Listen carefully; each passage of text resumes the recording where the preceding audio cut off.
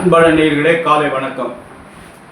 மறை உடையாய் தோல் உடையாய் வார்சடை மேல் வளரும் பிறை உடையாய் பிஞ்சகனே என்று உன்னை பேசி நல்லார் குறை உடையார் குற்றம் ஓராய் கொள்கையினால் உயர்ந்த நிறை உடையார் இடர்களையாய் நெடுங்களம் மேயவனே கனைத்து எழுந்த வெண்திரை சூழ்கடலிடை நஞ்சு தன்னை நினைத்தனையாமிடத்தில் வைத்த திருந்திய தேவனின்னை மனத்து அகத்தோர் பாடலாடல் வேணி ராப்பகலோ நினைந்து எழுவார் இடர்களையாய் நெடுங்களம் மேயவனே. அன்பு சார்ந்த நேயர்களே, இந்த ஆவணி மாதம் 22ஆம் நாள் ஞாயிற்றுக்கிழமை, இன்று பௌர்ணமி தேதி இரவு 12:30 வரை இருக்கு. பின்னாடி பிரதமை திதி, சதய நட்சத்திரம் இரவு 11:11 வரை, பின்னாடி பூரட்டாதி நட்சத்திரம், சித்த யோகம், ராகு காலம் 4:30 முதல் 6, யமகண்டம் 12 முதல் 1:30, குளிகன் 3 முதல் 4:30, சூலம் மேற்கு. இன்று பௌர்ணமி திதி, ஆனால் சந்திர கிரகணம் இருக்கிறது. இன்று இரவு 9:57 முதல் 11:42 வரை சந்திர கிரகணம் இருக்கு. 9:57 முதல் 11:42 வரை இந்த சந்திர கிரகணம் இருக்கு. இதில் 9:57க்கு ஆரம்பித்து 11:42க்கு இந்த கிரகணம் விடுது. அதனால் நம்ம என்ன பண்ணணும்னு கேட்டிங்கன்னா, சில பேர் இந்த கிரகணம் ஆரம்பிக்கிற போது ஸ்நானம் பண்ணிட்டு தர்ப்பணம் பண்ணுவா, கிரகணம் முடிகிற போதும் ஸ்நானம் பண்ணிட்டு தர்ப்பணம் பண்ணுவா. அது அவங்கவுங்க சூழ்நிலை. ஆனால் அந்த கிரகணம் முடிகிற போது ஸ்நானம் பண்ணுறது நல்லதுன்னு ஒரு கருத்து உண்டு. அன்பானையில் அவங்கவுங்க வசதித்தபடி பார்த்துக்குவோம். அதனால் இந்த இரவில் அந்த 9 மணிக்கு மேலே சாப்பிட வேண்டாம். காலகாலத்தில் கொஞ்சம் சாப்பிட்டு அப்புறம் விடிய காலையில் குளிச்சுட்டு சாப்பிடணும். குளிக்காமல் சாப்பிடக்கூடாது, கிரகண பீடைன்னு சொல்லுவாங்க. அதனால் பார்த்து கவனமாக நடந்து கொள்ளுங்கள். அன்பான நேயர்களை, இந்த நேரங்கள்லாம் எப்படி இருக்கிறது, கிரகங்களாக எப்படி இருக்கிறது? இந்த சூரியன், புதன், கேது சிம்மத்தில் இருக்குது. செவ்வாய் கன்னியில் இருக்குது. கும்பத்தில் ராகு, சந்திரன், சனி 3 பேரும் கும்பத்தில் இருக்காங்க. குரு மிதுனத்தில் இருக்குது. சுக்கிரன் கடகத்தில் இருக்குது. இது இந்த கிரகங்களுடைய அமைப்பு. மேஷராசி என்பவர்களுக்கு இந்த நாள் எப்படி இருக்கிறது? மேஷராசி என்பவர்களுக்கு இந்த குருபான் 3ல் இருக்குது.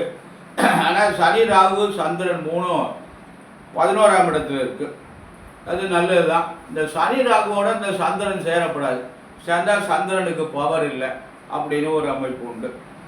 மற்ற கிரகங்கள்லாம் பலமாக இல்லை. ஆனால் மேஷராசிக்கு 5ஆம் அதிபதி 5ல் இருக்கார். ஆனால் கேதுவோடு சேர்ந்து இருக்கார்.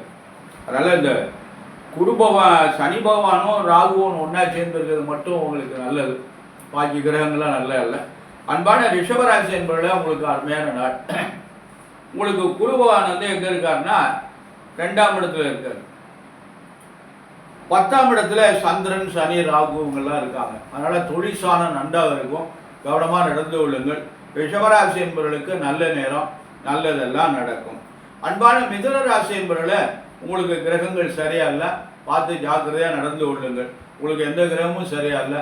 இடமாற்றங்கள் கிடக்கும், பிரச்சனைகள் இருக்கும். வெளிநாட்டுக்கு போகலாம், வெளிநாட்டில் இருந்தால் இங்கே வரலாம், வீடு மாறலாம், பதவி மாறலாம், இப்படி எத்தனையோ இருக்குது. ஆனால் பிரச்சனைகளுக்கு இடம் கொடுக்காம பார்த்து கவனமாக நடந்து கொள்ளுங்கள். வர குரு பேச்சு வரை இந்த நிலைமை. அன்பான கடகராசி என்பது உங்களுக்கு நேரம் சரியில்லை. உங்களுக்கும் குருபான் 12ஆம் இடத்துல இருக்கார். தேவையில்லாத விரயங்களை உண்டு பண்ணுவார். பார்த்து கவனமாக ஜாக்கிரதையாக நடந்து கொள்ளுங்கள். அன்பான கடகராசி என்பதில் நல்ல செலவுலாம் பண்ணுங்க. இடம் வாங்குங்க, முடிஞ்சால் வீடு கட்டுங்க. கல்யாணத்துக்கு யாராவது குழந்தைகள் வந்தால் கல்யாணம் பண்ணி கொடுங்க. அப்படிலாம் இல்லைன்னா இன்னும் ஒரு 7 மாதத்துக்கு பிரச்சனை தராமல் விரையம் ஏற்படாமல் பார்த்துங்க. அன்பான சிம்மராசி என்பது அவங்களுக்கு அமோகமான நாள். சிம்மராசி என்பது குருபான் 11ஆம் இடத்துல இருக்கார். இருந்தாலும் சனி ராகு 7ல் இருக்காங்க. மனைவி கணவனுடைய உடல்நிலை ரொம்ப கவனம் தேவை. அதனால் 7ஆம் இடம் என்பது கலத்தரசானம், கணவன் மனைவியை பற்றி பேசக்கூடிய இடம். அதனால் அந்த இடத்துல பாவகிரகங்கள் இருந்தால் கணவன் மனைவிக்கு உடல்நிலை சரியாக இருக்காது. அதனால் பார்த்து கவனமாக நடந்து கொள்ளுங்கள். அன்பான கன்னிராசி என்பதில் உங்களுக்கு அமோகமான நாள் அப்படின்னு சொல்லுவாங்க. ஆனால் கன்னிராசிக்கு நல்ல நாள்.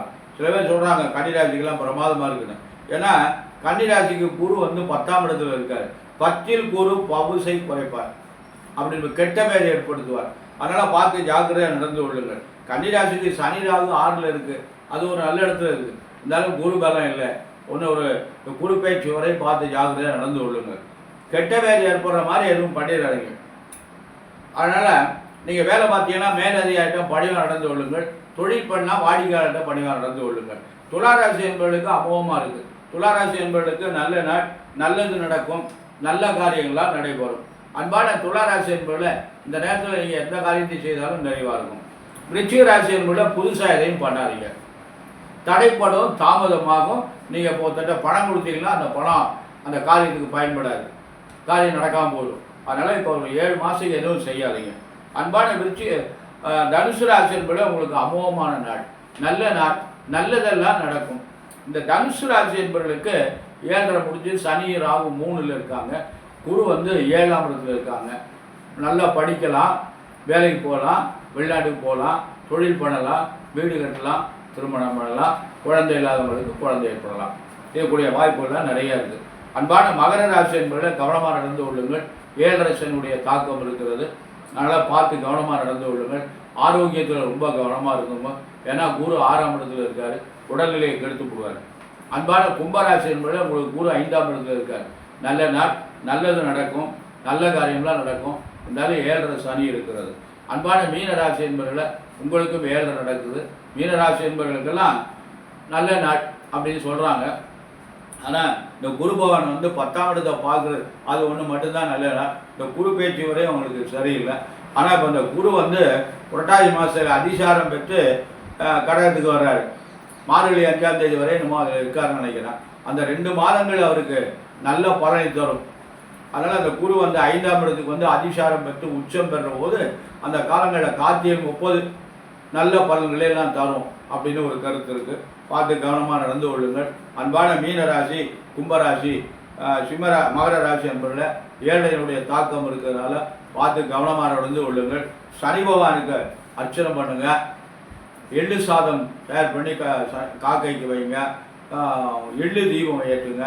வண்டி பத்திரம் கிடைச்சுன்னா வண்டி பத்திரத்தினால சனி பகவானுக்கு அர்ச்சனை பண்ணுங்கள். கோளறு திருப்பத்தை சனிக்கிழமைக்கு காலை மாலை பாராயணம் பண்ணுங்கள். இந்த பாராயணம் பண்ணுவது தான் நமக்கு ரொம்ப நல்லது.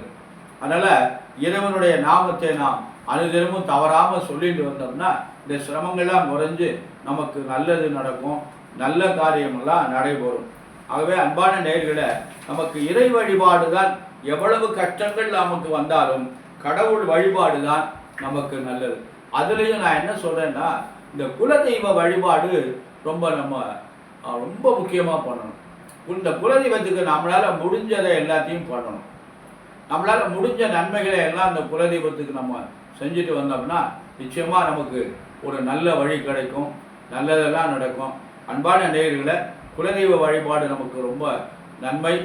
ஆகையினால நமக்கு வந்து எல்லாரும் அவங்கவுங்க குலதெய்வ வழிபாடு, அதாவது சில பேர் என்ன பண்ணுறாங்கன்னா கிடா வெட்டினா தான் கோயிலுக்கு குலதெய்வத்துக்கு போகணும் அப்படின்னு சில கிராமங்கள் அந்த மாதிரிலாம் ஒரு பழக்கம் இருக்குது.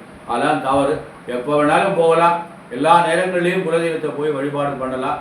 ஏன்னா நம்முடைய குலத்தை காக்கக்கூடிய தெய்வங்கள். அதனால் வருஷத்துக்கு ஒரு தவணை போகலாம் போதும்னு நினைக்காம, ரொம்ப தள்ளி இருந்தால் மாதம் மாதம் போக முடியாது, வீட்டிலேயே குலதெய்வத்தை நினச்சிக்கலாம். அதனால் நினச்சி சாமி கும்பிடலாம். அதனால் தீபம் ஏற்றுகின்ற பொழுது தினசரி குலதெய்வத்தை நினச்சி தான் நம்ம தீபம் ஏற்றணும். அதனால் அதுதான் நமக்கு ரொம்ப முக்கியம். ஏன்னா குலதெய்வ வழிபாடுக்கு ஈடு உலகத்தில் எதுவுமே இல்லை. சில பேர் கேட்குறாங்க, ஜாதகத்தில் வந்து எனக்கு குலதெய்வத்தினுடைய அனுகிரகம் இருக்கா, அதனுடைய பார்வை இருக்கா அப்படின்னு கேட்குறாங்க. அது வந்து அந்த கணக்கை நம்ம பார்க்குற போது ஒரு சில ஜாதகத்தில் கொஞ்சம் அது மறைவாக தெரிகிற மாதிரி ஒரு கணக்கு வருது. அது அந்த கணக்கு உண்மையாக பொய்யான்னு தெரியலை. ஆனால் அந்த மாதிரி ஒரு தோற்றம் இருக்குது. குலதெய்வம் நல்லா இருக்குது அப்படின்னு ஒரு கணக்கு வருது. ஆனால் கொஞ்சம் மறைவாக இருக்கிற மாதிரி இருக்குது அப்படின்னு வருது. நீங்கள் ஒழுங்காக கவனிக்கலை, அதனால் இதை சொல்கிறாங்க. ஆனால் அந்த குலதெய்வத்தினுடைய அருள் நமக்கு வந்து குறைவாக தெரிகிறது. அதனால் நீங்கள் அவங்கள விடாமல் தரிசனம் பண்ணிட்டு வந்தீங்கன்னா அந்த குலதெய்வ வழிபாடு நமக்கு நல்லருள் தெரியும், நல்ல பலன் கிடைக்கும். அன்பான நேயர்களே, நமக்கு எவ்வளவு கஷ்டம் வந்தாலும் இறை வழிபாடு தான் நமக்கு ரொம்ப நல்லது. கடவுள் வழிபாடு தான் நமக்கு. அவன் அணு அன்றி ஓர் அதுவும் அசையாது. அவனுடைய அருள் அன்றி ஓர் அணுவும் அசையாது. இறைவனுடைய அருள் இல்லாமல் எந்த பொருளும் அசையாது. அதனால் அவன் ஆடுனா ஆடும், அவன் நின்றுட்டான்னா எல்லாமே நின்றும். நான் அசைந்தால் அசையும் அகிலம் எல்லாமே அப்படின்னு அந்த திருவிழாவில் ஒரு பாட்டு உண்டு. அது உண்மைதாங்க, அது பொய்யில்லை. இந்த இறைவன் ஆட்டம் என்று தில்லையிலே அவருடைய நர்த்தனத்தை என்று நிற்பாற்றுறாரோ அன்று இந்த உலகம் நின்று போய்விடும். அந்த தில்லையில் அந்த எம்பெருமான் தில்லை கூத்தன் நடனம் ஆடிக்கொண்டிருக்கின்ற அருள் உலகமெல்லாம் ஆடிக்கொண்டிருக்கிறது. அப்படி அந்த தில்லையில் அவர் நடனத்தை என்று நிப்பாட்டுகின்றாரோ அன்றைக்கு இந்த உலகம் நின்று போய்விடும். நாடல் இந்த உலகம் இயங்காது. அது இந்த எம்பெருமான் சர்வேசனுடைய அருள். அதனால தான் நம்ம இயங்கி கொண்டிருக்கிறோம். இயற்கைக்கும் இறையருளுக்கும் நம்ம எதுவுமே பண்ண முடியாது. இயற்கை நினச்சுன்னா எல்லாத்தையும் அழிச்சு விடும். பாருங்க, மழை எங்கெல்லாம் எவ்வளவு வெள்ளங்கள்லாம் போயிட்டு இருக்கு, எவ்வளவு விஞ்ஞானங்கள், எவ்வளவு அறிவியல்லாம் வந்திருக்கு. எதையும் தடுக்க முடியலையே. எவ்வளோ பெரிய வீடெல்லாம் தண்ணியில் அரிச்சுன்னு போகுது. எத்தனை ஆயிரக்கணக்கான மக்கள்லாம் வெள்ளத்தில் இழந்துட்டாங்க. அதெல்லாம் என்ன அறிவியல் வந்திருக்கு, என்னத்தெல்லாம் கண்டுபிடிச்சிருக்கோம். நம்மளால் அதை மழையை தடுக்க முடியுமா? இல்லை இறக்கின்ற மனிதர்களை தடுக்க முடியுமா? அதெல்லாம் நடக்க முடியாது. அதனால் இறையருள் தான் நமக்கு முக்கியம். அதனால் இறை வழிபாடு பண்ணுங்க. கடவுள் நல்ல குழந்தைகளுக்கெல்லாம் நல்லருள் சொல்லுங்க, நல்ல புத்திகளை சொல்லி அந்த சின்ன வயதிலேயே அந்த கடவுளை வணங்கக்கூடிய அளவுக்கு அந்த குழந்தைகளுக்கு ஒரு புத்திமதியை சொல்லி நல்ல பழக்கத்தை உண்டு பண்ணி கொண்டுட்டு வாங்க. அன்பான நேயர்களை, நாம் நல்லபடியாக இருக்கணும். நமது குழந்தைகள் நன்றாக வளரணும். அந்த குழந்தைகள் நன்றாக படிக்கணும். அந்த குழந்தைகளுக்கு கை நிறைய சம்பாதிக்கணும். அதுக்கு நல்ல உத்தியோகம் கிடைக்கணும். அதுக்கு நல்ல மன வாழ்க்கை அமையணும். அந்த குழந்தைகளுக்கு நல்ல குழந்தைகள் பிறக்கணும் என்பதற்காகவும் எல்லாம் வல்ல எம்பெருமான் சர்வேஸ்வரனையும் வள்ளல் பெருமான் வள்ளியில் மணாளர் முருகப்பெருமானையும் அன்னை பராசக்தி மகாமாரி முத்து மகாமாரி என்பையும் பிரார்த்தனை செய்து நிறைவு செய்கிறேன். நன்றி, வணக்கம்.